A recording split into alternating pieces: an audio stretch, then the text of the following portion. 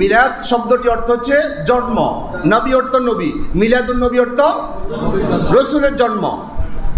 আচ্ছা, রসুলের জন্মদিন পালন করা এটা কি শরীয়ত সম্মত না শরীয়ত বিরোধী? আচ্ছা, যদি শরীয়ত সম্মত হয় তাহলে দলিল লাগবে। কারণ রসুলের জন্মদিন পালন করা এটা কি ইবাদতের ভিতরে না ইবাদতের বাইরে? ইবাদত।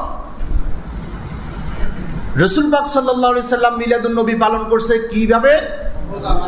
মাশাআল্লাহ, গত জুমাত আলোচনা মনে আছে, সোমবারের রোজা রাখার মাধ্যমে।